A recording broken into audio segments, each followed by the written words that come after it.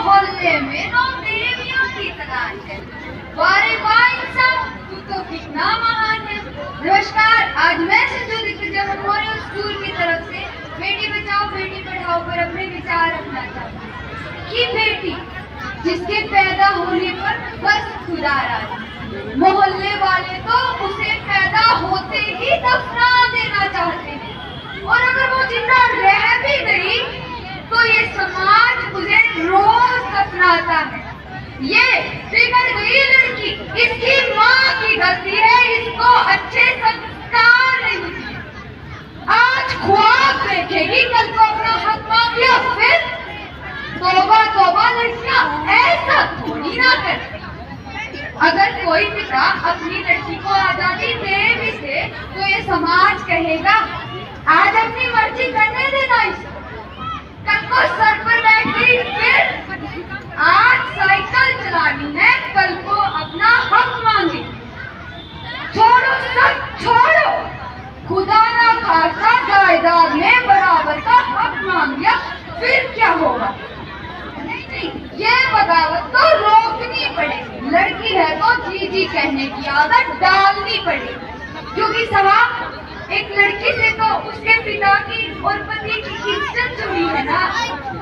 अगर घर में बेटी पैदा हो जाए तो ये दादियाँ सीना पीट पीट कर रोएगी, हाय बेटा नहीं हो रहा, हाय बेटा नहीं हो रहा। और वो जानती है, वो गुजरी है इस तकलीफ से, फिर भी बेटे के चक्कर में अपनी बहू को बच्चा पैदा करने की मशीन बना देगी। और फिर भी लड़की हो जाए तो ये समाज उसकी पढ़ाई के बारे में नहीं सोचेगा, दहेज के बारे में सोचेगा। जिन पिताओं ने अपनी लड़की के पढ़ाई पर पैसे लगाए हैं, उनको शिक्षा का अधिकार दिया है, वो लड़कियां आज कामयाब है। आपको उदाहरण दूं, सावित्रीबाई फुले, उसके पति ज्योतिबा फुले ने उसका साथ दिया तो वो पहली शिक्षिका बनी। गुंजन सक्सेना का नाम तो आप सभी ने सुना ही होगा, उनके पिता लेफ्टिनेंट अनुप सक्सेना ने उसका साथ दिया तो वो कारगिल वॉर में लड़ी। जाने कितनी मिसालें हैं। मैं खुद एक फौजी बनना चाहती हूँ, मेरे पिता का इसमें बहुत सहयोग है, पर ये बात जब मैं सोसाइटी को कहती हूँ तो बेटा अच्छी बात है, तुम्हारा सपना है, पर लड़कियाँ तो डॉक्टर नर्स टीचर अच्छी लगती है। शायद यही कारण है कि हम लड़कियों को ये मानने पर मजबूर कर दिया है कि हमारा लड़की होना एक जुर्म है। आपने यहाँ पर जितने बैठे हैं कभी ये सोचा है कि लड़की बेटी बचाओ बेटी पढ़ाओ नारे की जरूरत इस समाज में ही क्यों पड़ी? आज हमारे पेरेंट्स कर्ज उठाते हैं, या तो बेटे की पढ़ाई के लिए और या बेटी की विदाई के लिए।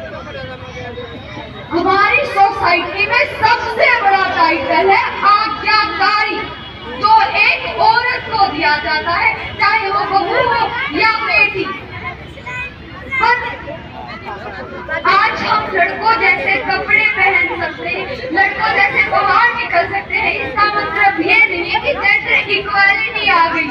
जिस दिन लड़कियां उनको क्या करना है, उनको कैसे जीना है, उसके लिए उसको किसी की परमिशन की जरूरत नहीं होगी।